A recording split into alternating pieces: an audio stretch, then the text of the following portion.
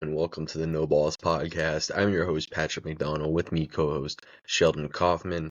Today, we are doing the Indiana Pacers off-season recap and preseason predictions episode. If you do not know, we give every team their own full-length episode, ending in an all 30-team prediction episode following the conclusion of all 30 teams. We're actually on team 20 now, in the final stretch. Let's go. We're going to start. But before that, Sheldon has Indiana Pacers trivia.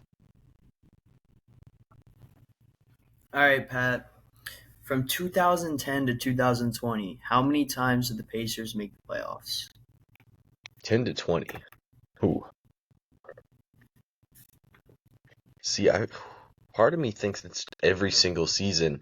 2020 was the second year of the Oladipo Pacers, and I feel like he played a large percentage of that season, and that was the season he got hurt. But I feel like they still definitely made the playoffs. I don't remember who they played in those playoffs, but that was Bubble Warren that year. So I know they were at least in the bubble. I can't remember the East bubble teams. I'm pretty sure there was like only one extra bubble team that year for the East. So I think 20 is good. 19, they were for sure in the playoffs. 18. Well, they didn't have a high pick in the 2018 draft, I don't think. I kind of think it's just all years, all 10 years. All 10 years? Yeah. Very close, Pat. They missed it in 2014, 2015. But besides that, they did make it every year. The broken leg year. Making it to the conference finals. Yeah, made it to the conference finals in 2013-14 and 2012-13. For losing to the Heat both years, and in that bubble playoff, they were swept by the Heat as well. So, a couple Heat losses in that time frame. Yeah, I was kind of thinking that they were still a good enough team to make the playoffs that year. They were the 9 seed, tied with the Brooklyn Nets. Awesome, dude. I was like, Roy Hibbert, their defense was still good, probably. They did not have Teague at that point. Teague was a couple years later. If Teague had been on the team, they would have been a playoff team and would have had multiple fights in the first round. It's Indiana Pacers, historic winning franchise for a small market team. And that's going to translate into a lot of what we talked today. We're going to go ahead and talk about the 25 team. So I guess they missed the playoffs a couple times since the 2020 season. I believe like 2 or 3 times. However, the 2025 team did not miss the playoffs. They were 50-32, fourth in the Eastern Conference. Their expected record was 46-36. That was set 12th. Their 1.68 SRS, which is opponent adjusted net rating. How well did you play against your opponents? They were 13th. At home, they were 29-12. On the road, 20-21. Or definitely that's backwards, 21-20. Pre-All-Star break, they were 30-23. Post All-Star break, 20-9. East versus the Eastern Conference, they were 29-22. Versus the West, they were 21-9. In clutch games, they were 24-14 with a plus 20.9 net rating, which was the highest net rating in all of the NBA. Big takeaway for me early on here. The 4-point difference between their expected record and their actual record, large part of that is their performance in clutch games. What else jumps out to you big here with the Indiana Pacers? They were just dominant, Pat. You look at the pre-All-Star break numbers and the post-All-Star break numbers. Throughout the board, they were a good team. They were good against the West and they were good against the East. Really good against the West, which is was the hardest conference this season. So just to see that is really good stuff. And then you look at the clutch numbers, the clutch games. You have Tyrese Halliburton. And what we saw do in the playoffs, I think, solidified just how clutch of a player he is. And when you have guys like that on your team, it leads to really good things, as you see there, net first rating. The other thing I was going to say is really good season for them. Unfortunate what happened. Like if Halliburton doesn't go down early in that game seven, it's much better of a game. But his performance throughout the playoffs, I think, has solidified him as a top 10 player in the league. Like his ability to score and also play make and like I just said, be a such clutch player was just really evident, and he definitely showed out for Indiana this season. Yeah, his clutch shot making was out of this world all throughout the season, not just in the playoffs. We would be remiss to not mention the two different versions of the Pacers that we got this season. There was the like mid-December team, and then there was the post mid-December team. I think post like December 15th, they played at like a 58 win pace, and their offense and defense were both top like 6 ratings in both of those categories.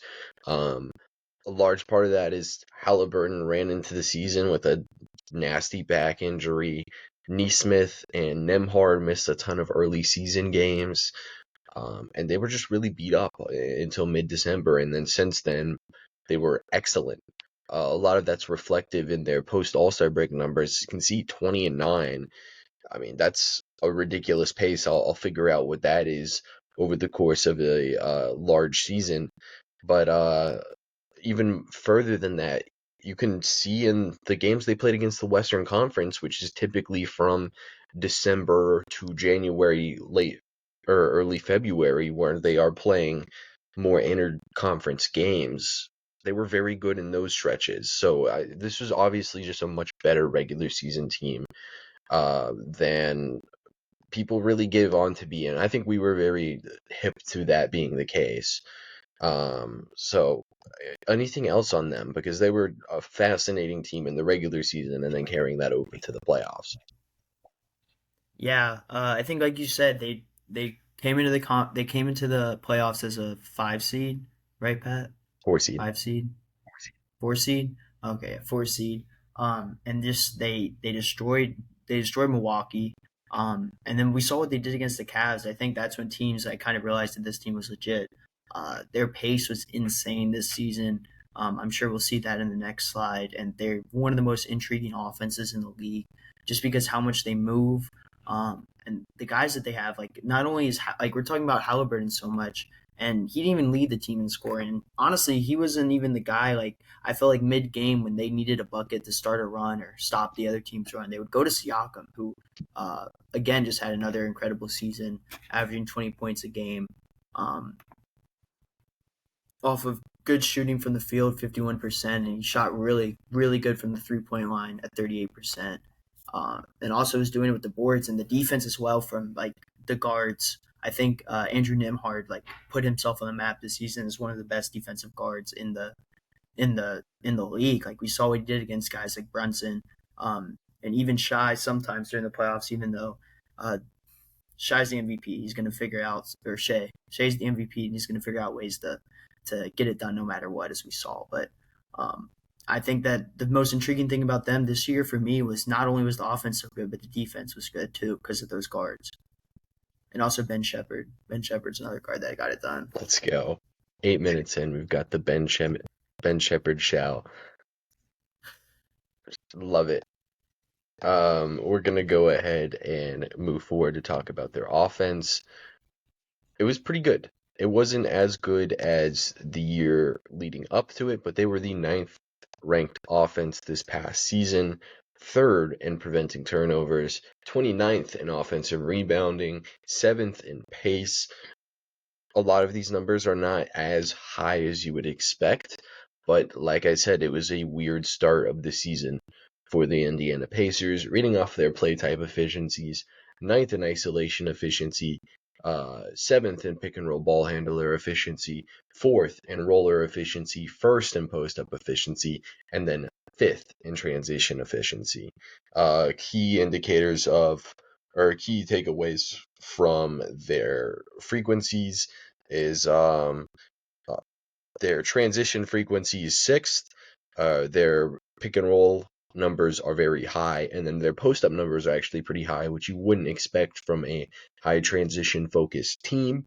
But once they get into the half court, they were very, very predicated on we have Pascal Siakam. We got him for this exact reason to boost our half court offense, and he was so awesome at that. And we'll get into his unique signal within the lineup data once we get to that. So, anything here with their offense that really stood out to you? Uh, like you said, Pat, the transition stuff is crazy, but I think what's interesting about it is how bad they were on the offensive boards and the fact that they were still able to get out in transition so much and convert that. That's really good stuff. Like you said, the post up numbers, that makes sense because they had such a good post player in Pascal Siakam. They would even go to turnaround sometimes for turnaround jumpers in the post, and he was successful in that. A lot of green here, Pat. That's the thing you want to that's the thing that you like looking at the screen. And also the pick and roll numbers, like they're running it a lot, but they're also so efficient at it that it works and it helped them. And like the way they run it just was so successful, especially when you have Tyrese Halliburton running the show, who showed that he is one of the best playmakers in this league, especially with that height that helps so much. The pace stuff is really good, and the fact that they have those guys like Halliburton, who's averaging like I don't have the number in front of me right now, but he's a guy that averages like I think like eight assists around there, and the turnover percentage is still really low. Yeah, Halliburton's assist numbers were also I think pretty heavily split as well, just like everything was with the Pacers. Um, if we just look at their individual post-up numbers, it's literally like 4 possessions a game for Pascal Siakam in the post, and then a possession and a half a game for Miles Turner. And both of them were pretty effective in the post. And then they had 2 other guys run post-ups. If you had to take a guess, who were they?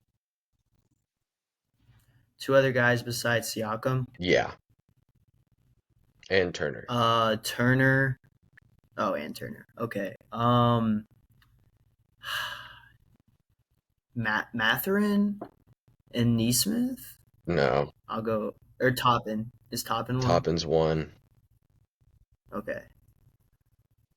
I don't know the other one. Other one's Thomas Bryant. Thomas Bryant. Yeah, Oh, I said it right before. Check the tape. Check the tape. yeah. Yeah, that's crazy though. Count it. Flag's been picked up. Let's go. We're at a Chiefs game, basically. That's what I'm hearing. But yeah, they were really good posting up, which really helped their half court offense. Yeah, Halliburton averaged 9.2 assists a game this season, and then Yeah, I see it now. I think around the All Star break it was like 7.5. So it was a lot post All Star break. We'll move to their defense. 2025 defensive stats. They were 13th in defensive rating, 12th in opponent turnovers, or forcing opponent turnovers, 18th in defensive rebound percentage. Individual play type wise, they were 26th in isolation defense, 7th in ball handler defense, 26th in roll defense, 20th in post defense, 22nd in transition defense. And the key takeaways, very low percentage of transition possessions for the opponents, and that was like kind of the main key here for Indiana. Other than that, teams run a ton of pick and roll against them. They were decent at defending ball handlers. They struggled to defend rollers. It's a very not perfect team build wise defensively, but they still produce pretty solid numbers throughout the year. And it's just very strange. What do you make of this? Yeah, I think you hit the nail on the head. It's. I'm shocked right now looking at it, seeing like how low those the efficiency number, like where they ranked efficiency wise compared to other teams in the league. Um, and you're right, like teams were running a lot of pick and roll stuff on this. I think the roller stuff may in part be Miles Turner struggled a little bit with rim protection, so I think teams try to take a lot of advantage of that and putting him in those pick and roll situations. Um, but they were still a 13th ranked defense, and we saw in the playoffs they would show up when it mattered. I think a lot of that has to do with like I said, Nimhard, Ben Trippert are really good guys up there that could force those turnovers that had them 12th. in the league in that category. So yeah, this is a weird defense, I guess. Looking at the play types, like they weren't really guarding any of them too good, except for the pick and roll ball handle stuff. They did do a good job on that, and teams were running it a lot. And the good thing, like you said, like they weren't letting a lot of teams out into transition. Yeah, and like that's kind of something that will always at least keep you alive on the defensive end. Um, it it's very very strange that they still manage decent defensive numbers. Obviously, getting turnovers is good. They were fine at getting defensive rebounds, but a lot of this I would assume is skewed towards the start of the season, but it still would have balanced out more than it did. And like if we want to look at the playoff numbers because they were like a good playoff defense, I can get those as well. They were poor defending isolation, and teams uh, isolated somewhat frequently against them in transition. In the playoffs, they were a um, jeez, they were the best transition defense in the playoffs. They surrendered less than a point a game in transition during the playoffs, or a point of possession, which is pretty ridiculous. Um, in defending pick and roll, they were pretty damn good. Um, Highest frequency against at less than a point per possession, which in the playoffs, pick and roll points per possession does tend to go up like a lot. Um, so that's solid. And then you get to roll man stuff defensively versus the roll during the playoffs. Um, they were about average among playoff teams. It's not it's hard for us to really understand what this regular season defense is, and it's something to look forward to going into this next season. We'll go forward to coaching and scheme. Head coach Rick Carlisle, best coach fits in the league probably.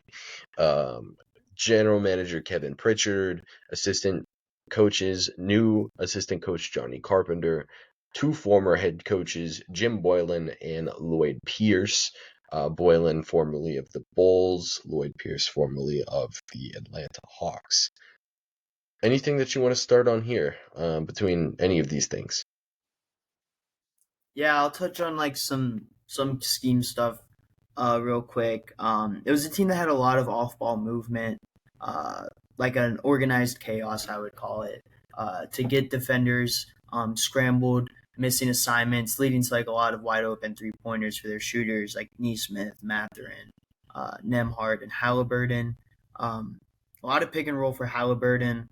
Uh, at times just to get him playmaking and facilitating, getting Turner rolling to the rim, Siakam, guys like that. And then also they did run a fair bit of pick and pops with Miles Turner and Pascal Siakam, and they were successful in creating wide open shots from that because defenders would be gravitated by Tyrese Halliburton going to the hole. Um, a lot of quick shots early in the shot clock. If they were open for three, they were going to let it shoot. The fast-paced team, they would try to like in transition, they would run down the court, chuck up quick or not chuck up, but they would shoot quick threes. They were very effective with that.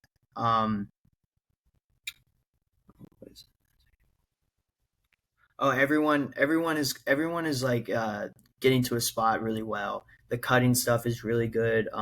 Guys are open, getting wide open lanes to the bucket. A lot of good stuff there. And then when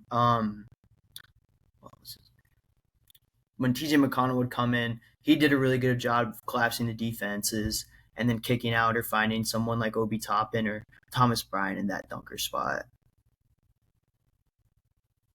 Yeah, I think the staple of their offense really was the fast pace, 30 foot from the basket pick and roll, um, where, you know, Halliburton will bring the ball up the court, receive a screen very high, and if it'll basically just be like an infinite advantage creation farm where they're like, okay, if Halliburton creates a step with this screen running pretty quickly into it, he will continue that advantage. If not, he gets off the ball extremely quick.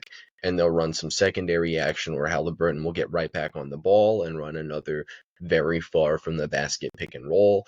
They just wanted to have space around having the screen so far up, having shooters around the floor. They played 5 out this season, and then they wanted to have pace. Those two things incredibly stress defenses, especially nowadays where, other teams are trying to, the players are trying to get their own points, and they don't want to burn up all of their energy chasing Tyrese Halliburton around the floor, or TJ McConnell as well. Just like as soon as he comes in the game, he brings that same exact punch to the fight. So it's just consistent pace. I would say even their half court possessions are quicker paced than other teams. I'm sure if you run the numbers of when they get into their first action, they are probably towards the top of the league. Even if other teams play at better pace, the Pacers probably will have had less possessions per game this season because they are getting better shots than, the Hornets might. LaMelo Ball's going to get those things up, and he's going to get them up quick, regardless if there's a better shot on the floor. The Pacers feel very egalitarian. I I think they're a mix of like a modern heliocentric offense while also having the balance of like the 2014 Spurs is what it really feels like. And I think it's really awesome. Um, Rick Carlisle, I think, is like the perfect coach to execute it because he's kind of an old head, but uh, has been very adaptive throughout his career. I think that's really awesome. Kevin Pritchard, we got anything on Big Pritch?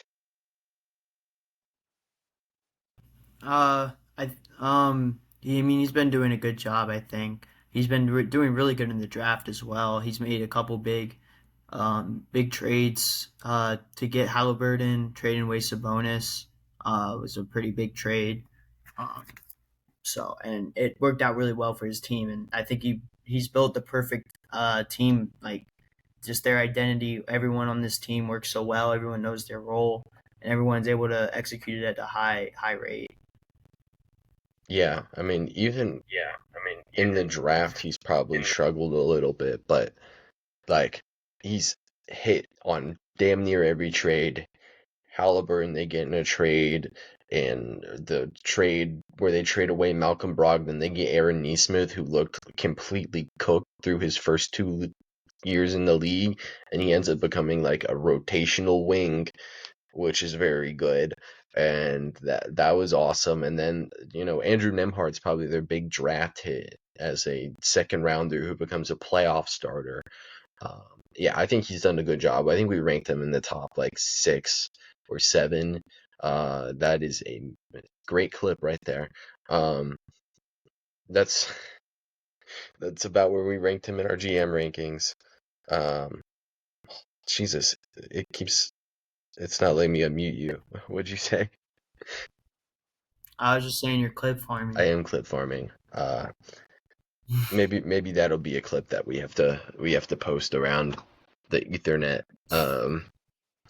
No, we can't be known for that. We can't be known for that. Maybe we'll make it into a LaMelo Ball edit. Um, Ooh, now we're talking. yeah. Now we're talking. Now we're talking. Let's go. Um, we'll go ahead. I mean, you got anything else before we move ahead? Alrighty. Draft summary. 2 second-round picks for Indiana. They made an interesting move, moving out of a draft spot in this draft, and that ended up working well for them. We can talk about that a little bit. In the actual draft, 38th overall, they select Cam Jones out of Marquette, and then Traylon Peter. His college has evaded my mind, but they take him 54th overall. What do we think about this draft? If you want to talk about either of these guys,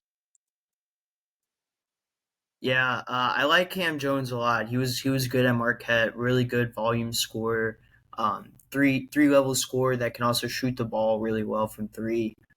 And he's like good self creation. I felt like at Marquette, and they put the ball in his hands a lot. I think in this Pacers offense that likes to move around, run quick, and shoot threes. I think he can thrive in it for sure.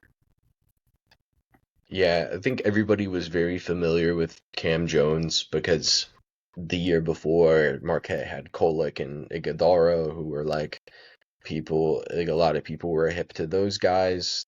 They watched Cam Jones, then they watched Cam Jones evolve this year as an on-ball player. I think just that ability to, he's shown ability to play flexibly with his role. He can shoot the ball a little bit. He can pass the ball. He's not like an absolute nightmare defensively.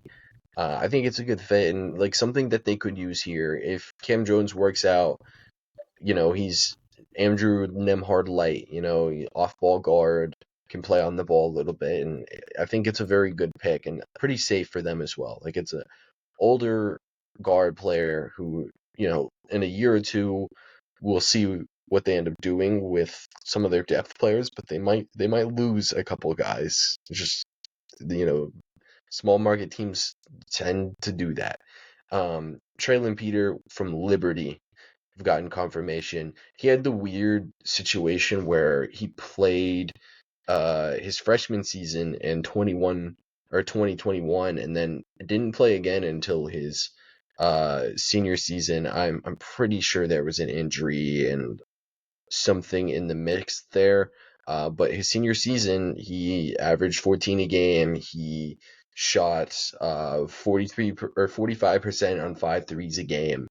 And primarily as a bench player, but he was pretty electric as a bench scorer. So just have to see with him.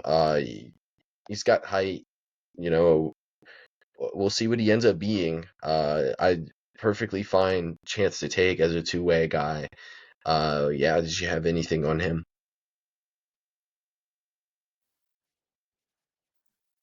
You got it. You got it. I covered it all. Yeah.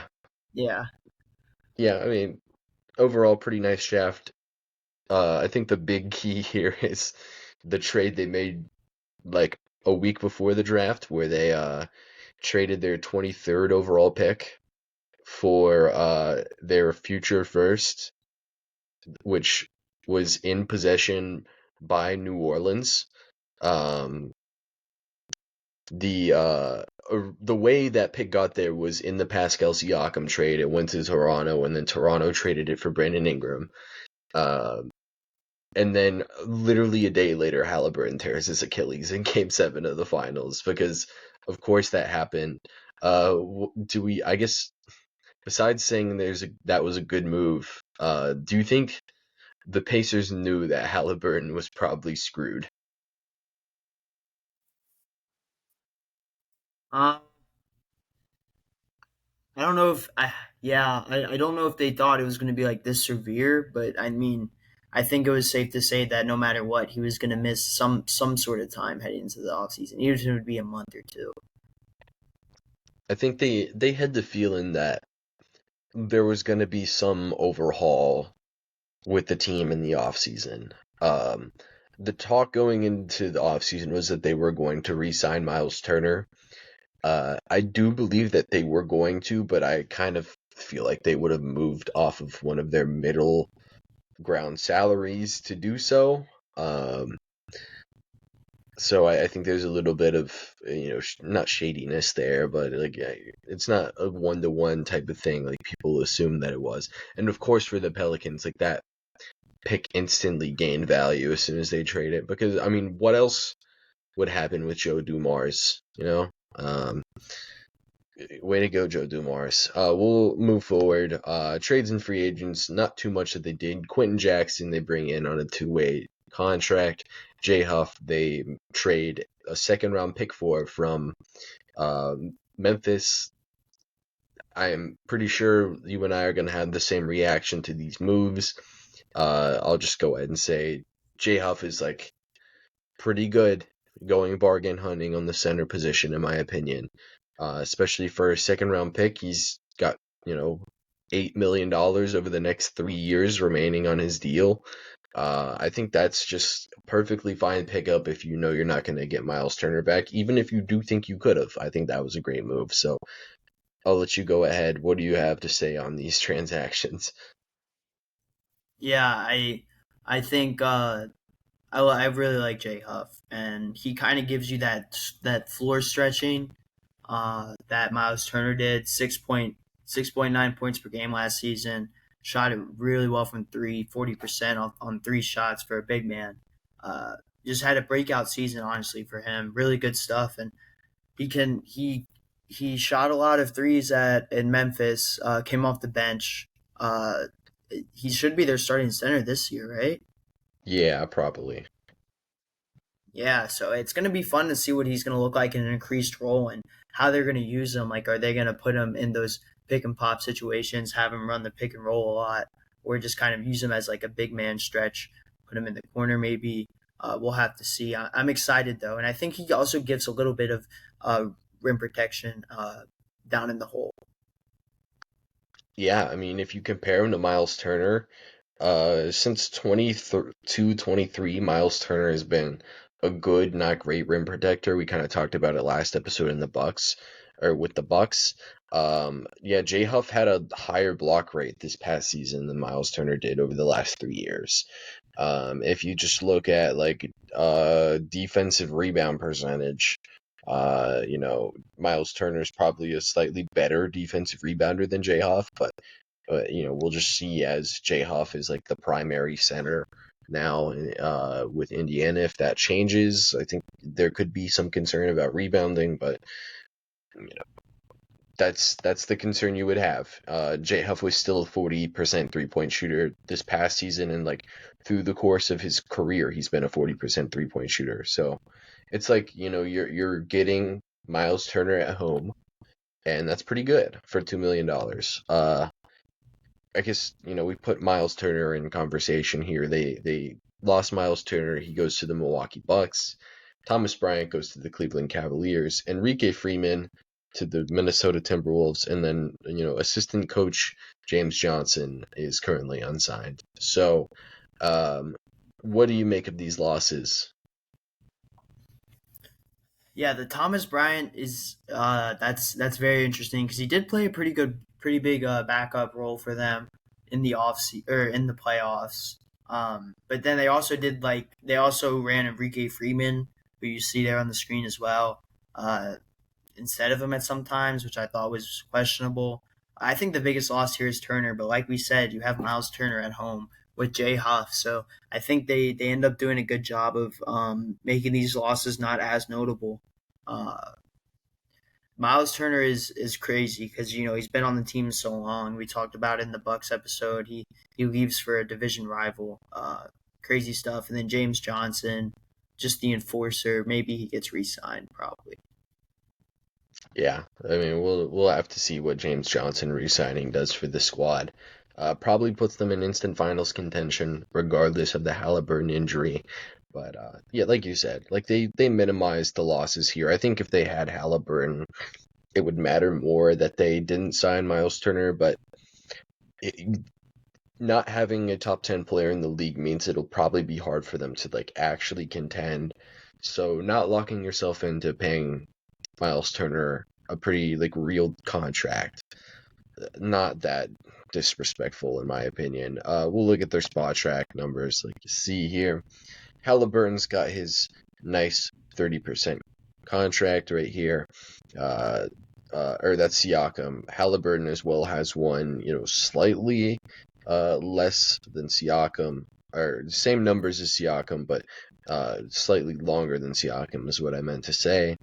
Nemhard signed for the long term, first year of his extension.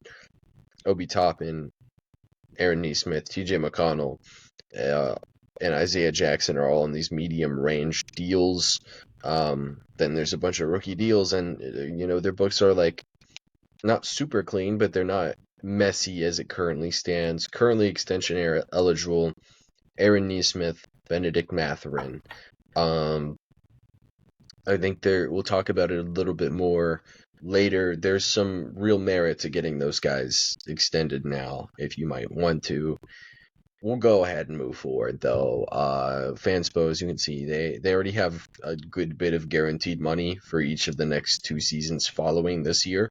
And that's, pretty rough to have to lock another chunk of money in. And then, like, apron space wise, they do look pretty fine apron space wise. Like, they can take on another $30 million for next season if they wanted to without hitting the apron. They would also have to make that legal, typically with extension, but they're not in a terrible position.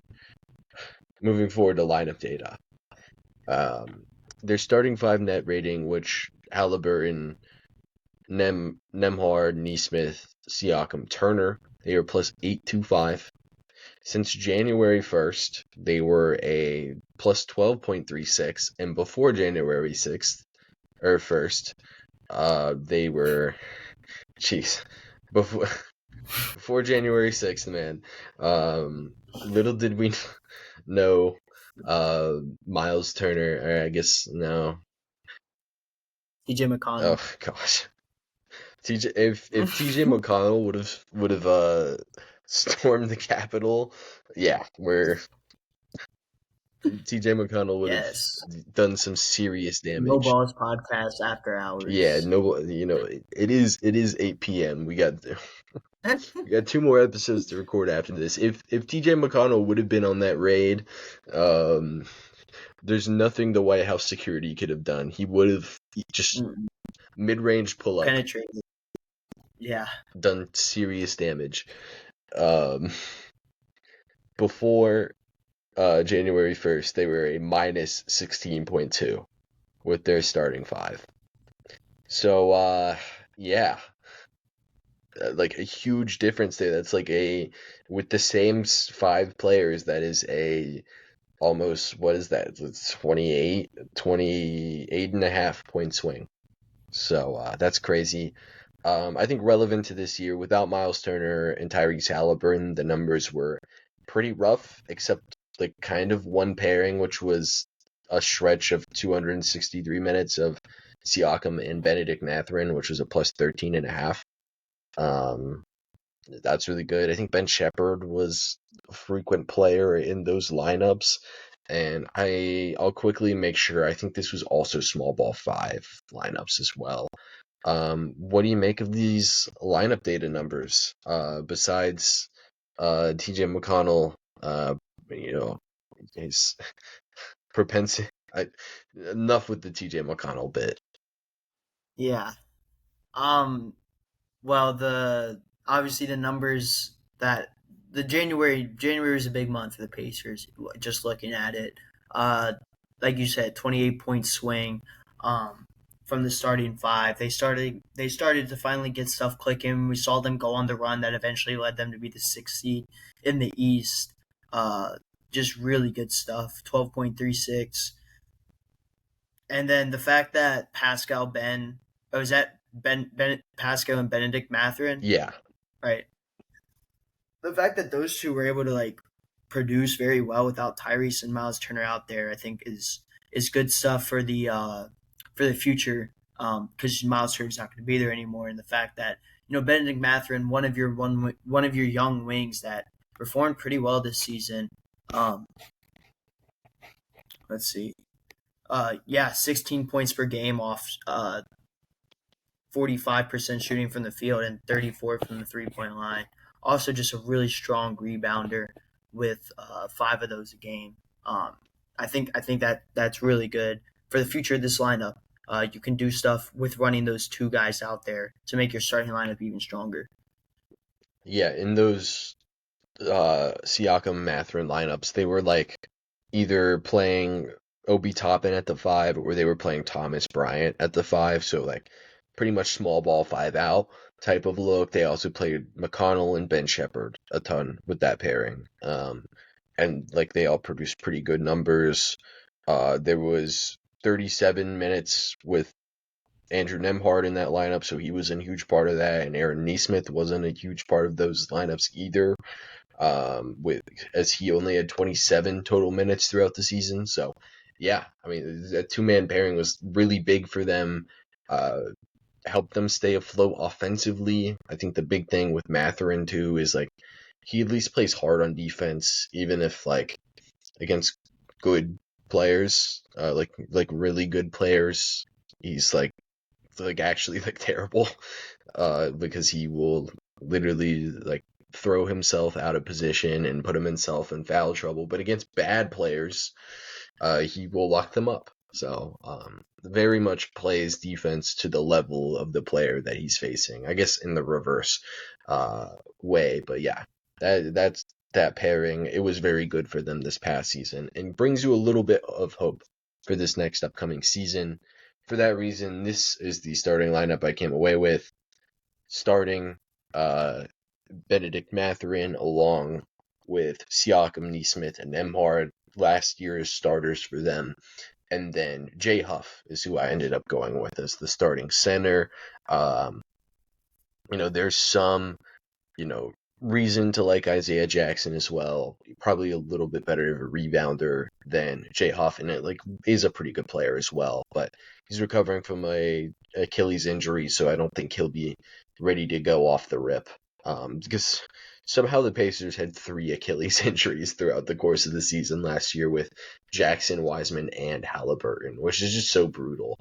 Um, Yeah, that Wiseman one was crazy. Like third game of the season, maybe even the first, second. kind of think it was even the first. Yeah, I'll get confirmation, but yeah, it was such a crazy season, and they found out that like small ball 5 works for them. Yeah, it was literally the first game of the season. Yeah, that's what I thought. Oh my goodness, poor him. He played 5 minutes. Um, what do we have lineup wise? Yeah, I like this lineup a lot. Gives Nemhard a little bit of like Nemhard was playing this position last season, and then you keep the height with Benedict Mathurin there, Neesmith and Siakam. You get these guys were all starters at some point last season, except for Jay Huff. So I think they're all ready for the role, and uh, I think this is the best starting five you can put out for this team. I like Jay Huff at center. I'm very curious on what he's going to end up doing, and then you still have really good. Your bench isn't that it's lacking a little bit from the injury, but I still feel like it's solid with McConnell, Shepard, Coppin, and Jackson, like you mentioned, and then Furphy had some nasty posters in the summer league, so some interesting guys I think are going to get some more playing time this season as well. Yeah, I think uh this is the lineup, of course, that I would do. It's the lineup that they're rumored to do. I think Carlisle said that Matherin will get the first shot as the starter. I think they need it considering Halliburton's the key for their offense, even if he's not their leading scorer. Like he has a significant on-off swing offensively, and I can even pull that up as I'm here. But yeah, I mean, this is the lineup that I think gives them the best chance to win. Uh, do we think? I guess yeah, we can get to it here even before core questions. Do we think this is going to like maintain as a good offense this year? Because I think that's an interesting discussion. I mean, you still have Siakam, right? So you still have a guy that can go out there and win you games, and then like you still have really solid role play or wing players around you. Like Neesmith showed his ability to shoot the ball like an impressive rate last season, especially in the playoffs. Matherin, like I mentioned, knocked down big shots from three and was able to penetrate defenses and just a really strong finisher at that end. And then Nimhard gives you the defense and also the three ball. So I think this can definitely maintain as a really good offense from the starting five perspective. Um, the bench is a little weaker than last season, but I mean, it still has like some of the main guys. I think, um, yeah, I mean, I like who they have on the bench with Obi Toppin, Ben Shepard, and McConnell. McConnell is always going to get in there and give defensive nightmare. So you still have that. You still have the ability of Shepard to knock down threes and also play really good defense. Obi Toppin had a really good season last year as well. So yeah, this can definitely still be a good offense. Yeah, I think they are going to be a team that plays in the half court a little bit more, or at least they are less likely to generate easy shots.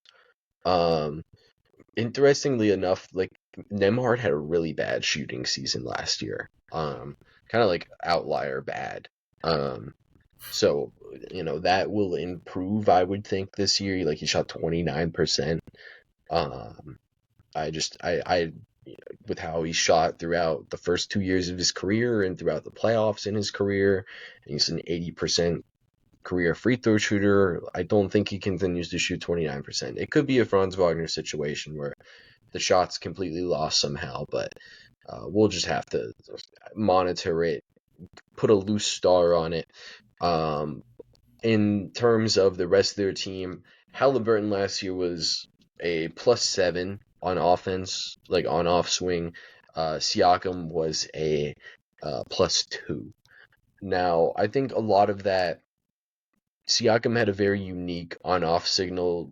Basically, regardless of who he was playing with, it was like a +5 total net rating swing, not swing, but just in general, they were typically around a +5, regardless of who he was paired with.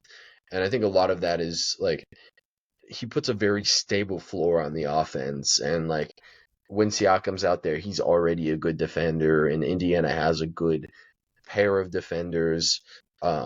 Like there was only one other player who played significant minutes that had a negative net rating with Siakam, and it was Jarris Walker, who was a -5.2, and that was mainly because Jarris Walker is playing the three in a lot of those minutes, and those lineups are gonna be pretty rough. But outside of like Aaron Nesmith, none of these net ratings like balloon super high. They all range between like 4 and 8. Um, he just has a really unique signal. I think another important thing to like consider with their offense is Siakam in Toronto, like the 3 years, 3.5 years after Kawhi left, he was averaging close to 5 assists a game, and his time with Indiana, it's been closer to 3.5. There's definitely more that he can take on as a playmaker, as he gets on the ball. Now, those were some of like not bad scoring seasons, but like he was significantly more efficient in the role he's played with Indiana and the role he played before in Toronto. But he can for sure take on more on-ball responsibility. I think they'll be like an average offense, to answer my own question, uh, which is a step down. But you could see them also being a little bit better defensively with these bigger lineups now that they don't have Halliburton, and they'll still have the fast pace thing when McConnell comes off the bench as well. So, do you have anything on any of these bench players too? Um, I think I talked about most of them already when I was answering the question. Maybe I hope Wiseman gets a little more chance because like before he went down, they were involving him a little bit, and it didn't look bad. Didn't look bad. And then hopefully Cam Jones gets some run at that shooting guard position. That's gonna be fun to watch. Hopefully he can score like he did in college. I think that would even help this team. Should they get Russ? Ooh.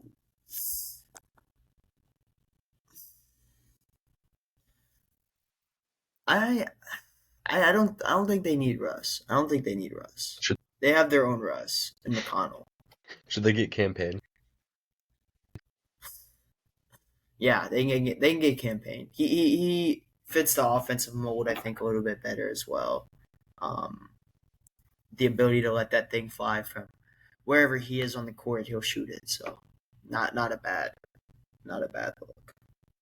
Yeah, because they have one roster spot left. I believe they have the space under the tax to do it.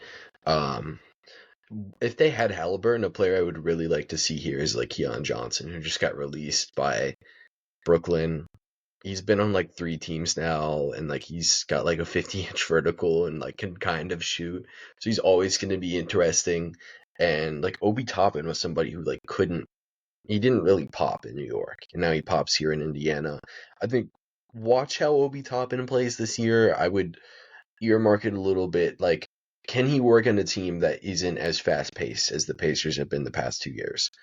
Um, if they're a team that's in the half court significantly more than they were the past 2 years, I'm a little bit concerned. And I can pull up the top end numbers without Halliburton on the floor, but I am pretty sure they are like not as good as you would think. So yeah, I mean, do you got anything else on these guys, or should we go to core questions? I think you're muted, or unless you just shook your head. All right.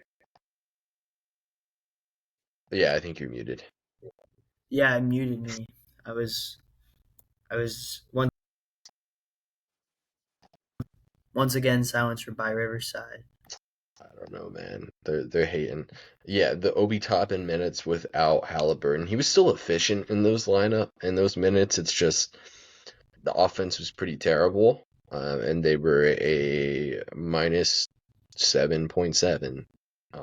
That being said, a lot of people like had pretty bad net ratings in the minutes without Halliburton, so I'm not sure what to really make of that. You know who didn't though? Pascal Siakam. He had a +3. Very very context dependent, independent player. Let's go. All right, core questions. We think the Pacers improved this offseason. We can include the fact that Halliburton not playing is kind of a part of the offseason. Well, then they definitely got worse. It's I mean it's unfortunate, but it's the reality. They couldn't really do anything to control it. I think they did a good job about getting Jay Huff though. That was a really good pickup to combat the Turner and Bryant losses. But man, Halliburton is your best player on the your best all around player on the team, top 10 player in the league. So I think that that definitely hurts them a lot. And like we said, like we're questioning if their offense will even be good this season, just because Halliburton's off the court. So I think that alone speaks to it. Yeah, I 100% agree. I mean, losing Tyrese Halliburton alone was enough reason to say that the answer here is no. Do we think they set themselves up better for the future, given this offseason? I think. Oh,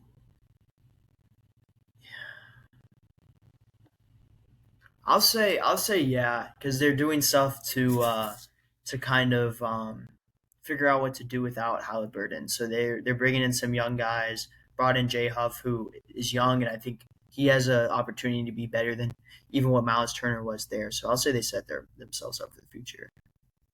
Yeah, I think that's my answer as well. Like, just getting the savvy move of, hey, Halliburton might significantly injure himself in the game 7. Let's go ahead and get our future first rather than our 23rd overall pick. And that alone sets themselves up better for the future because they're now in control of their own draft capital as well. Not just having their pick for next season, but now they're completely free of any draft trade not eligibility, but prior commitments.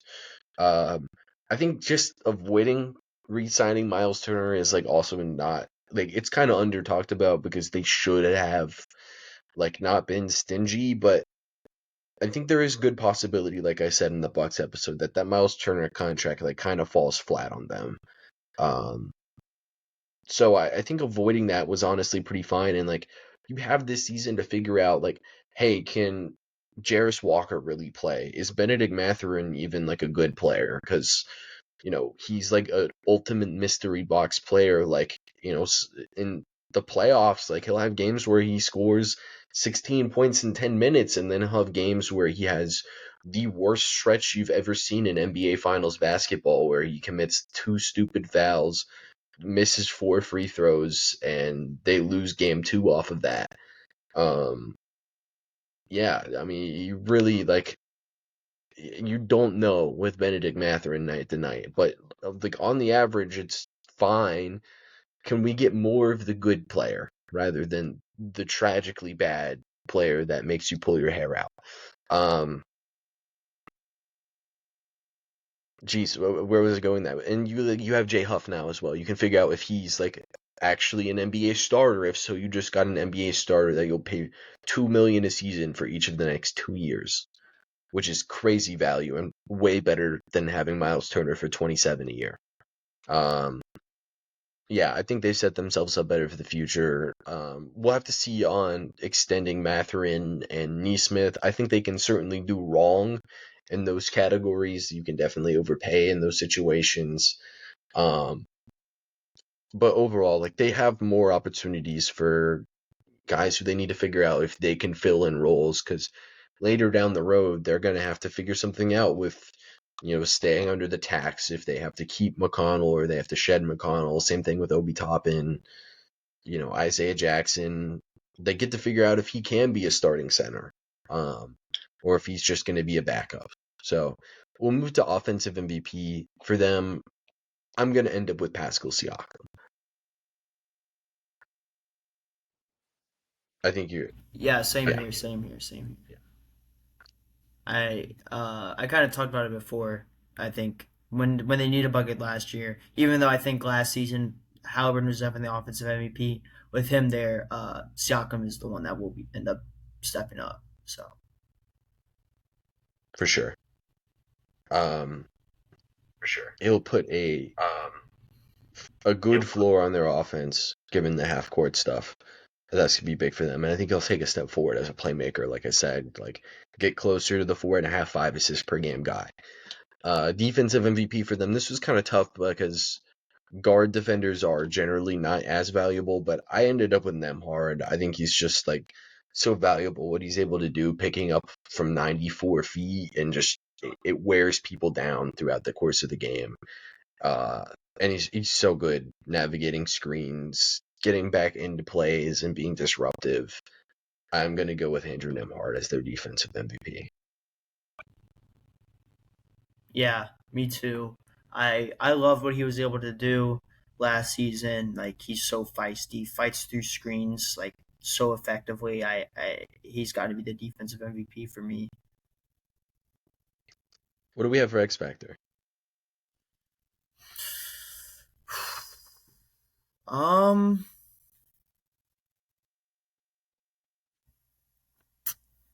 dang, I'll go. I'll go. I'll go Matherin. I'll go Matherin to step up and be like a volume scorer um for Indiana this season. I think getting an opportunity to start more will definitely help, and getting more shots and shot opportunities will help as well. He was their third best scorer or third leading scorer last season. I think more 3 point attempts will help get that percentage up as well. And I really like what he's able to do because not only is he a shooting threat, but he's pretty good at driving in, and that helps Siakam out a lot and gives him like a different different way to score than just like these guys that are that excel at the three ball, but may struggle trying to get inside the paint against taller defenders. Yeah, it was kind of a hard one sneakily because uh Siakam's a pretty sure thing, even if I do think some playmaking volume can increase. I kind of don't think there's too much upside to J Huff, which makes it hard to pick him as an X factor. I guess the upside is if does he randomly become a good defensive rebounder, and like I really don't think we can like have conversations of that being a realistic thing or like an outlier, or I think it's more of an outlier than a high end outcome. Which I think it needs to be a high end outcome for like X Factor needs to be something that can be projectable. And I don't think you can project that out of J Huff, even in an optimistic lens, like I think we have. Um, I think like can the Nemhard shot come back? Because if the shot comes back, he he could be like a really good on ball player. I think you look back at the Boston playoff series 2 years ago, and I think he averaged like 19 points per game when and Halliburton missed a ton of that series. Um, I'll go with that with Andrew Nemhard. Like, does the shot come back? Does he become really good on-ball scorer. And then if that does happen, does he continue to bring the disruptiveness and the 94 feet defensively? Does that continue? Because I think there's a lot of variation there. If that happens, maybe they're still like a pretty good team. Um, so I'll go with that for their X factor. I do see the Matherin stuff too. I think with him, like you said, like does the shot improve? The shot improves. Like he could be a real NBA starter. Yeah. Other than that, what do we have for Indiana? Anything else wise? I think the biggest thing is just how this team's going to rebound without Halliburton. They don't really need to get like a draft pick or anything, so they'll definitely be fighting for a playoff spot because you have a great player coming back to your team, so that's going to be a huge addition. So let's see what these guys can do. I think this is going to be I guess I'll say a prove it year, but not even a prove it year, but like show us what you can do for a lot of guys as this team continues to build the roster for the future. Yeah, and they have their huge bench lineup with a technical bench lineup with Siakam, Mathurin, McConnell, Obi Toppin at center, and just a wing player playing for them, which was really big for them with Turner and Halliburton off the floor. And they get the best combination of their starters that they have now without Halliburton being there. Like they can still manage to be a decent team, like you said. They could do some strategic losing to increase their draft capital. Um, Given how weak the East is, if they do that, they still might make the playoffs. So we'll just have to see. I think, like you said, they'll be a very tough team to predict in our predictions episode. But overall, do we think we liked this offseason from Indiana? Like obviously we can say on the aggregate that they did get worse. Do we like it? Yeah, I think I've alluded to that by I like the Huff thing a lot. I He was a guy that I was high on a little bit last season, with his ability to shoot the ball, and I think he's perfect like Miles Turner archetype that you bring in, and a guy that could really excel there. Yeah, I think they did all the right things. It's just like losing Miles Turner for nothing sends a bad message to the fans, but like it it being a bad message to the fans doesn't mean the acquisition was or the transaction was like the wrong thing to do. It's just really rough on the Mm-hmm. fans for that to happen, for their longest tenured player to leave for nothing to a division rival. It's just really tough. Um, Other than that, you want to wrap this one up? Yeah, I think we've talked our piece on the runner ups this season. Yeah, Really great playoff run though. Probably one of the most exciting that I've watched. yeah, we barely even talked about the playoff run, but like it was so awesome, and I'm glad we were early on them. I think you did predict them to win the finals even, and I think I think I said Pacers in seven, and it got to seven, but we we picked got them robbed. all the way through the playoffs. I think. Well, we didn't pick them against the Cavs, and I had to selfishly pick the Knicks, even though I was kind of like the Pacers are probably a better team, but I had to Yeah. selfishly pick the Knicks. But yeah, you picked them all the way across. I'm pretty sure, even if we were like, we definitely got the second round wrong, but uh, Yeah. we were Hey, what do I say? happens. Go ahead. So it It happens. does happen.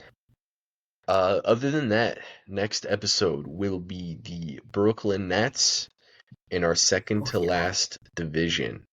Should be really fun. Have a ton of draft players to talk about. We'll see you guys then.